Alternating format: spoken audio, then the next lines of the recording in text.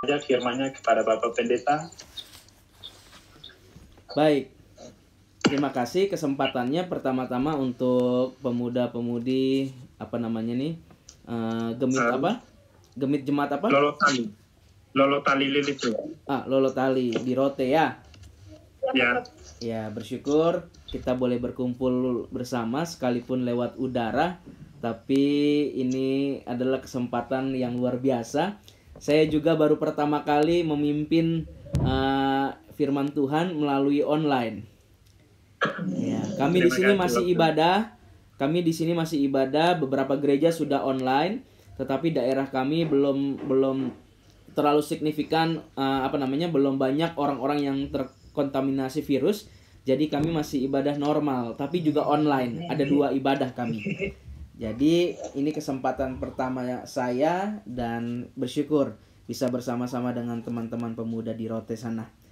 Baik, saya mau ajak kita untuk membaca Alkitab kita di dalam Matius 14 ayat yang ke-22 sampai dengan 33. Matius 14 ayat yang ke-22 sampai dengan ayat yang ke-33.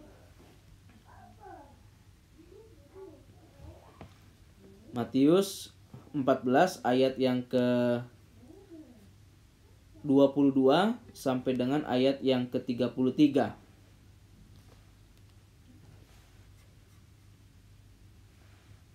Apakah sudah mendapatkannya?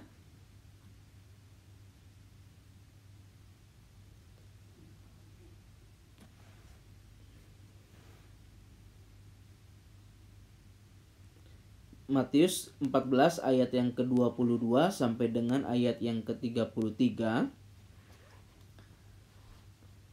Di situ diberikan judul Yesus berjalan di atas air.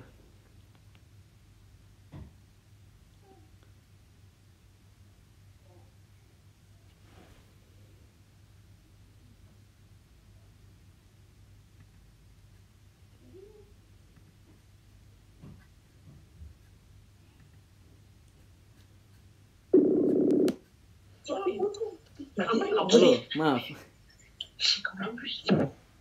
Halo?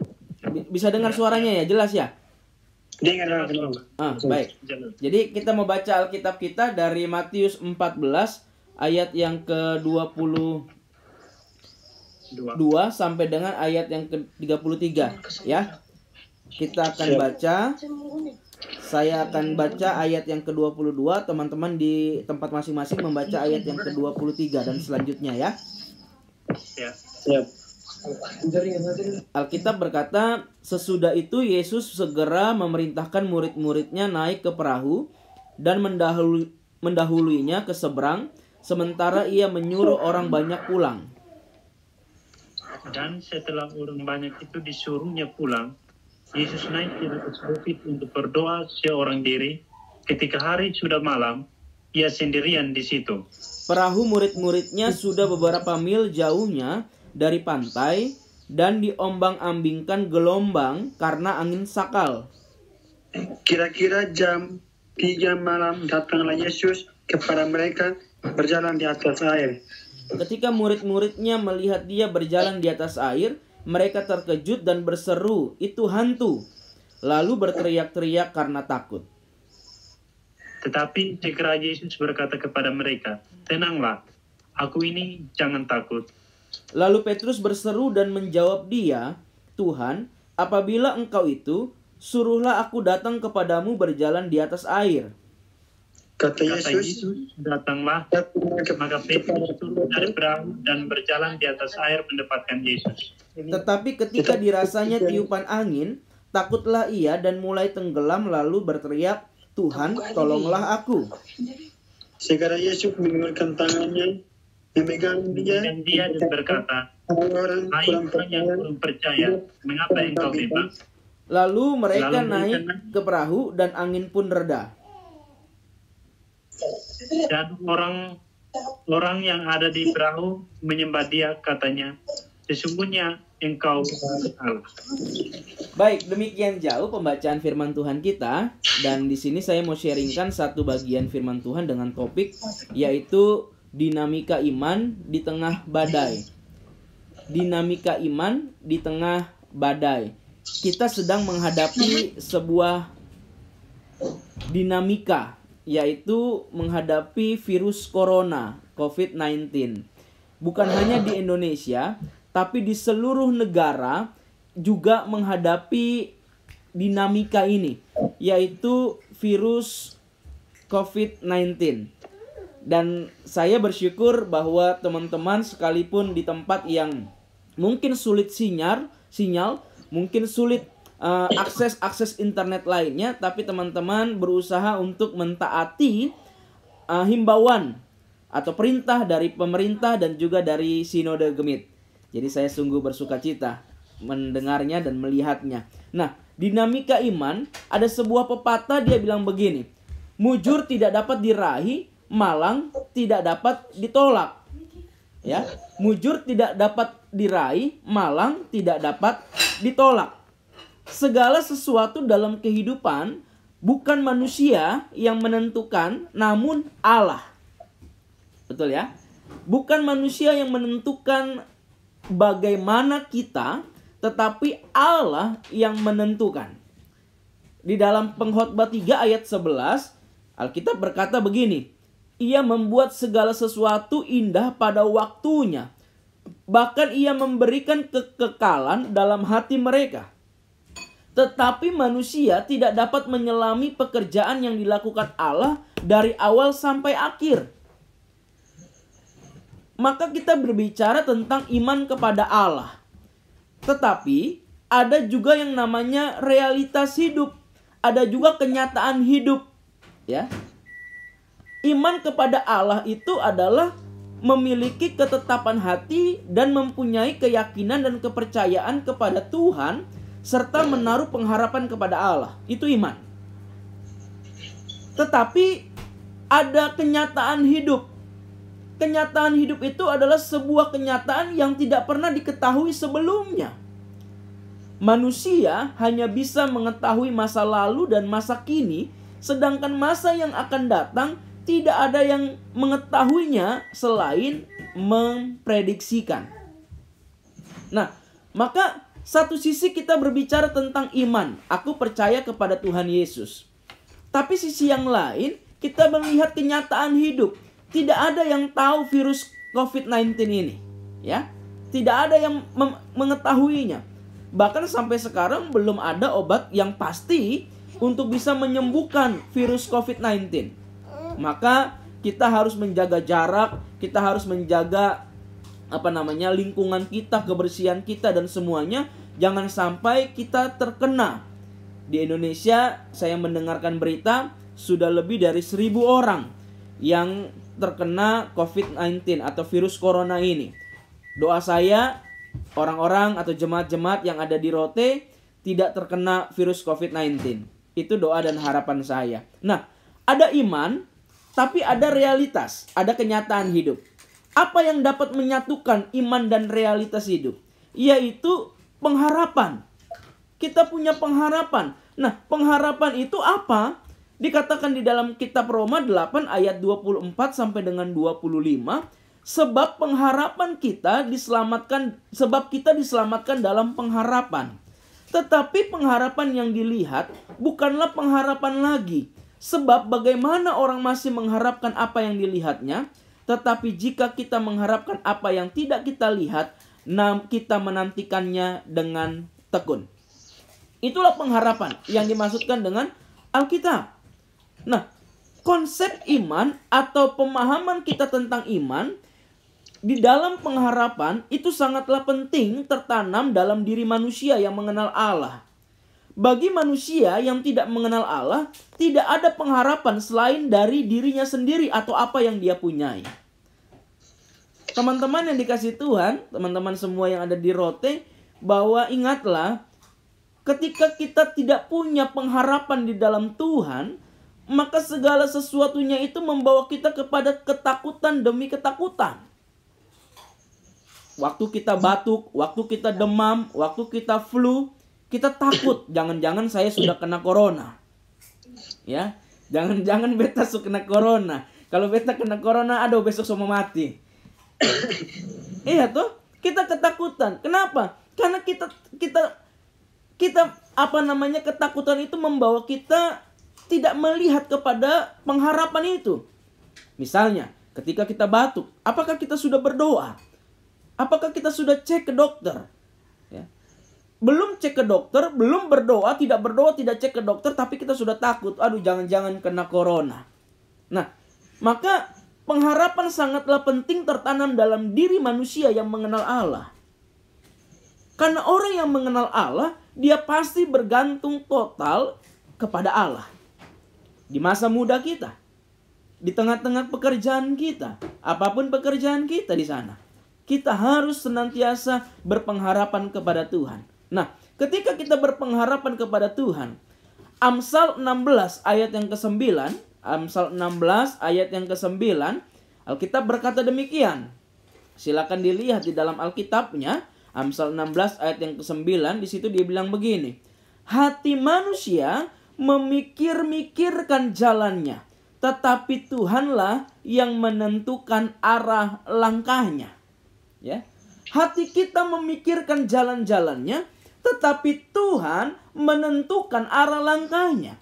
Maka kalau kita tidak punya pengharapan di dalam Tuhan, bagaimana kita bisa melangkah di dalam kehidupan ini? Yang terjadi adalah kita ada di dalam ketakutan demi ketakutan di dalam kehidupan kita.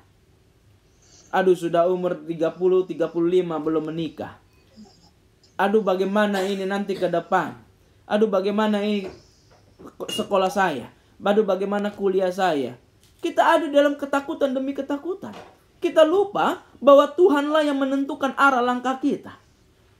Kalau kita nyanyi lagu Tuhan menetapkan langkah, paling kencang suaranya. Tapi bagaimana kalau kita beriman di hadapan Tuhan?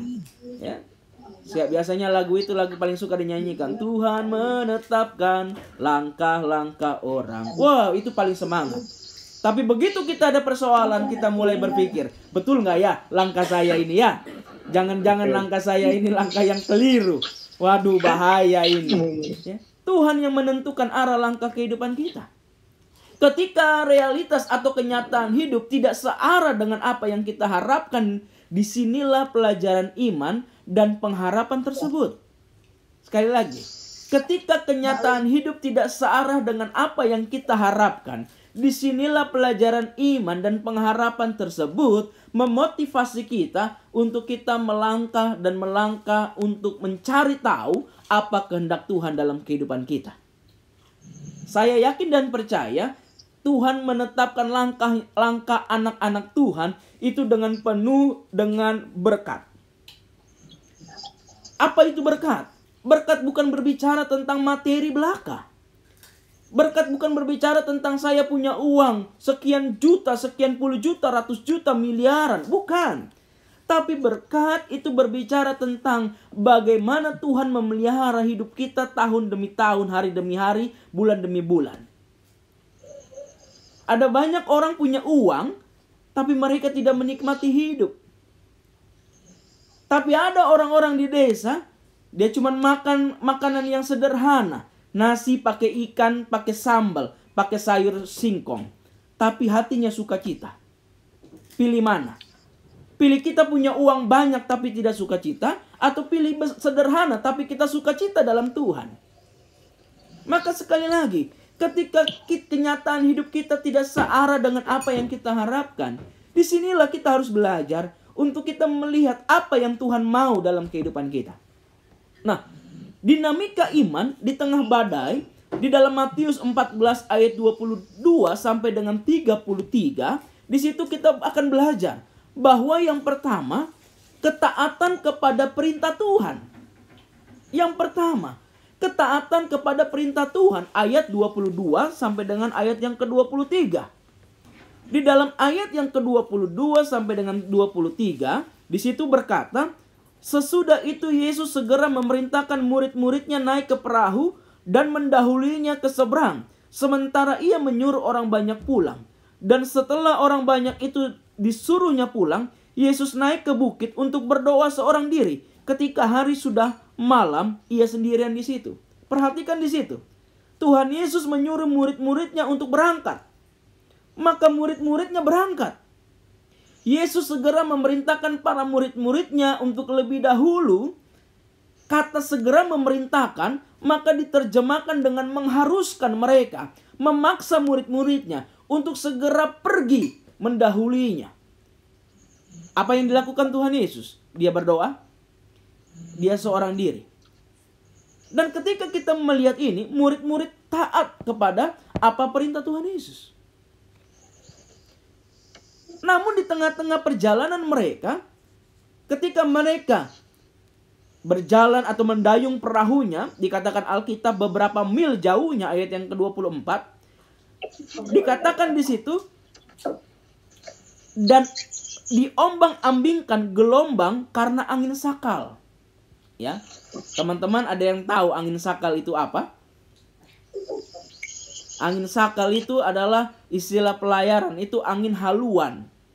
Angin haluan yaitu angin yang bertiup dari arah depan berlawanan dengan arah gerakan perahu. Jika kapal berlayar dengan kecepatan tinggi, maka kapal akan terasa menyentak-nyentak dan dapat menyebabkan kemungkinan menyentuh dasar perairan. Ini angin sakal, angin gelombang yang begitu sangat kuat.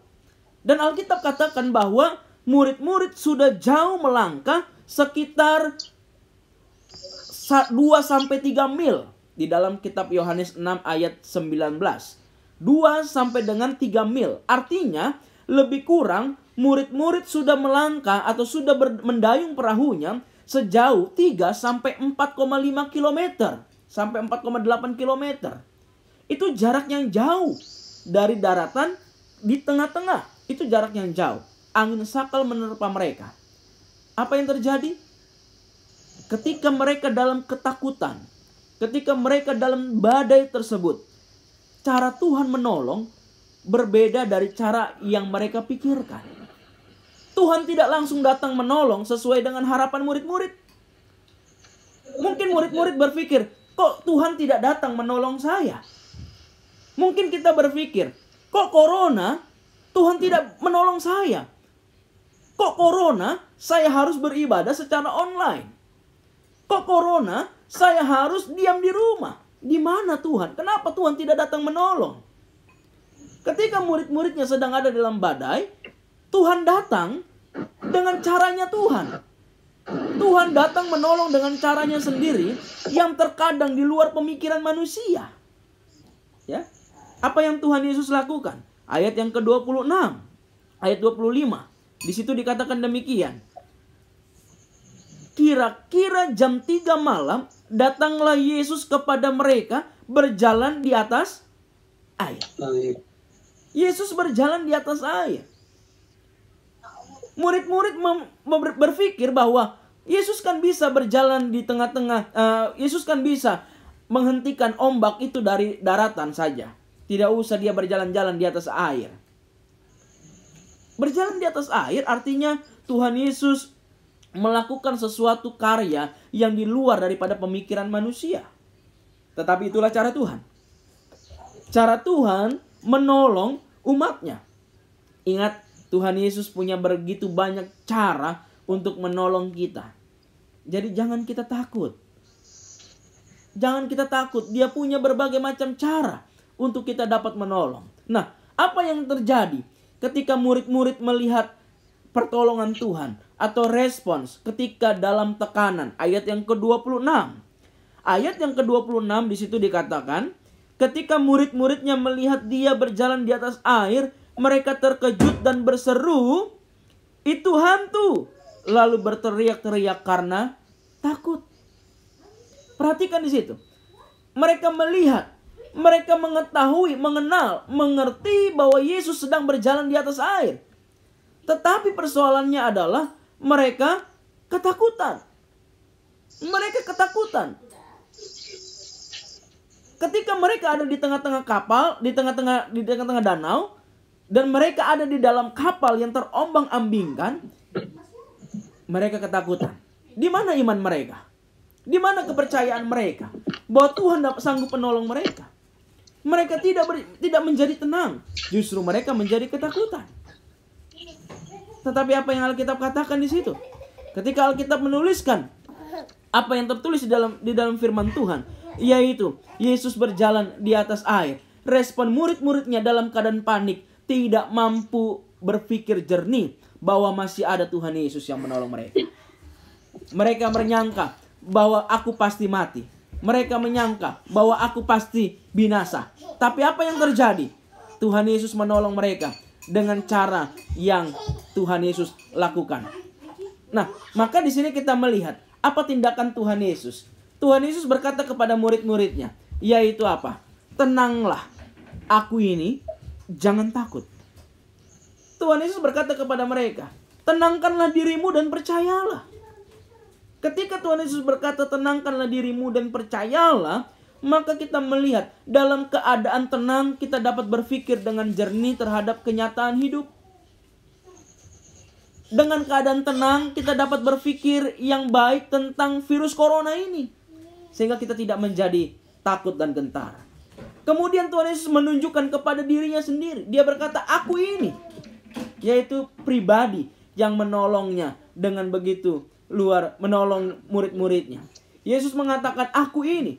Ia hendak menunjukkan kepada murid-muridnya bahwa ia adalah pribadi sang guru yang bersama dengan para murid-muridnya yang tidak pernah meninggalkan mereka. Itu yang Tuhan Yesus lakukan. Tuhan Yesus memberikan jaminan, yaitu apa? Jangan takut. Ketika kita ada dalam ketakutan, maka yang harus kita ingat adalah Tuhan menyertai kita. Dan kita tenangkan pikiran kita dan ingat jaminan yang Tuhan berikan, yaitu jangan takut. Ketika kita menjadi takut, maka disitulah kita lemah di dalam melihat karya-karya yang Tuhan berikan melalui firman Tuhan. Di dalam firman Tuhan yang tertulis begitu banyak. Ketika sang guru agung yang bersama dengan para muridnya, ia memberikan jaminan untuk tidak takut. Apa yang dilakukan di dalam praktek iman yang dituliskan dalam Alkitab? Yaitu proses belajar.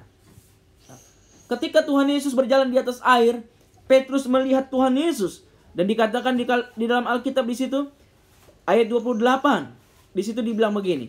Lalu Petrus berseru dan menjawab dia, Tuhan, apabila engkau itu, suruhlah aku datang kepadamu berjalan di atas air. Kata Yesus kepadanya, datanglah. Maka Petrus turun dari perahu dan berjalan di atas air mendapatkan Yesus. Petrus mengatakan, jika engkau itu, perintahkanlah aku. Petrus ingin mempraktekkan imannya kepada Tuhan Yesus. Namun Petrus menantikan perintah Yesus untuk ia berjalan di atas air. Ketika Tuhan Yesus ada bersama-sama, maka keyakinan bahwa apapun dapat terjadi mulai timbul. Apa kuncinya? Kuncinya adalah Yesus bersama-sama dengan mereka, para murid-muridnya. Petrus melihat Tuhan Yesus. Maka tanpa kita melihat Yesus dengan kacamata iman kita, maka kita tidak akan pernah berani untuk menatap kepada Dia. Kita tidak akan pernah tenang. Kita tidak akan pernah melihat semua kenyataan hidup dengan iman percaya kepada Tuhan. Tuhan Yesus mengatakan kepada Petrus, yaitu, datanglah. Maka Petrus turun dari perahu dan berjalan di atas air mendapatkan Yesus. Di situ dikatakan, turunlah dengan tujuan membuat menyadari.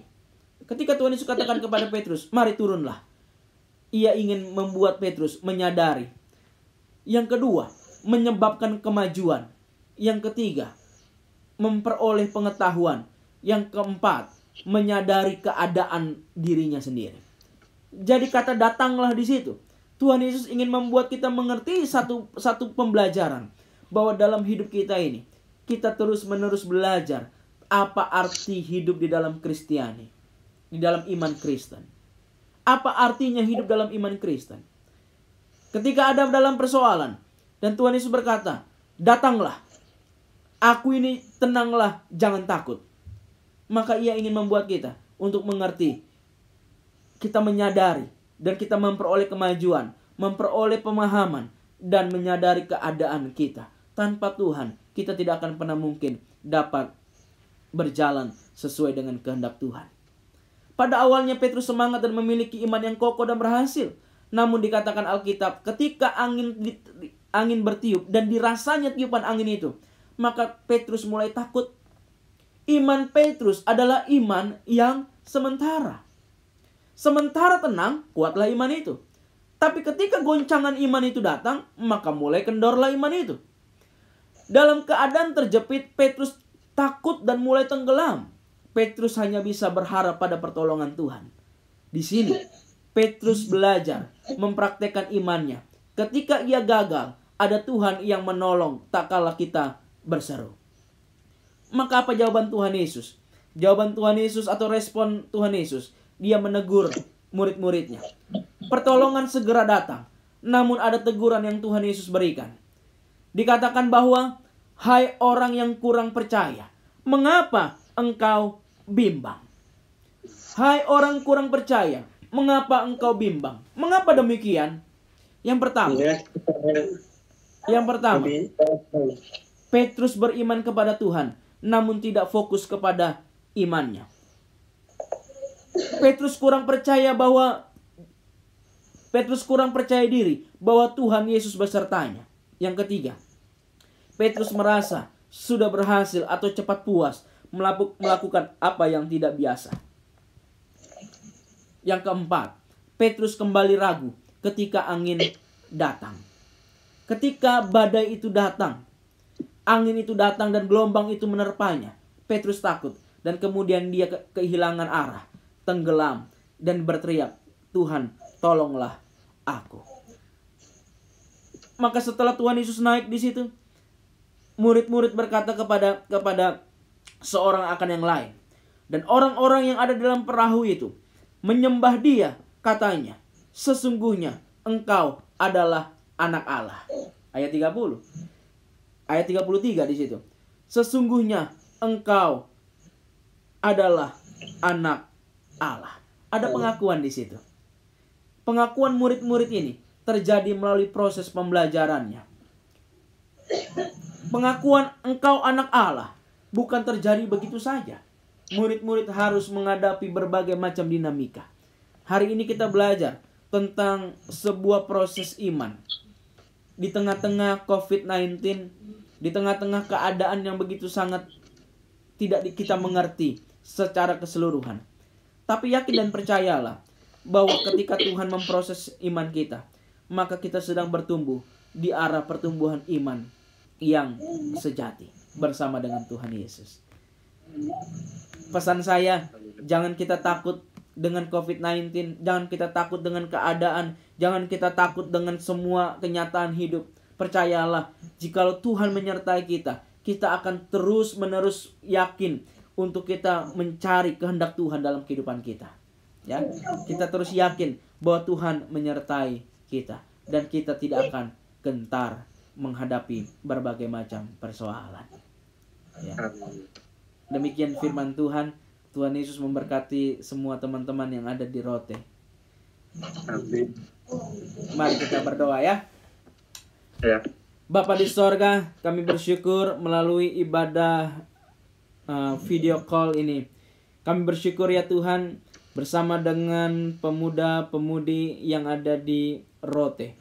Kami bersyukur melalui keadaan COVID-19 di mana kami dihimbaukan untuk beribadah di rumah masing-masing dengan berbagai macam cara. Salah satunya adalah live streaming. Kami berdoa ya Tuhan, kiranya Tuhan menolong kami masing-masing, menolong keluarga-keluarga, rekan-rekan yang ada di Rote, yang ada di Indonesia secara khusus, yang ada di dunia ini, bangsa-bangsa yang sedang menghadapi virus COVID-19. Kami berdoa ya Tuhan, tolonglah kami, kasihanilah kami.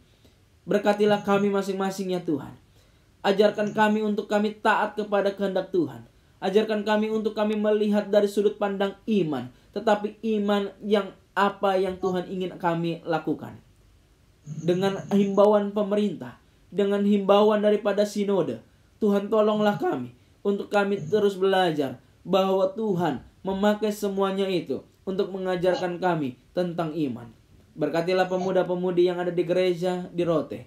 Tuhan menyertai dan Tuhan menolong. Dalam studi, dalam semua kegiatan, dalam pekerjaan, Tuhan menolong mereka. Di dalam nama Tuhan Yesus kami berdoa dan mengucap syukur kepada Bapa di sorga. Amin.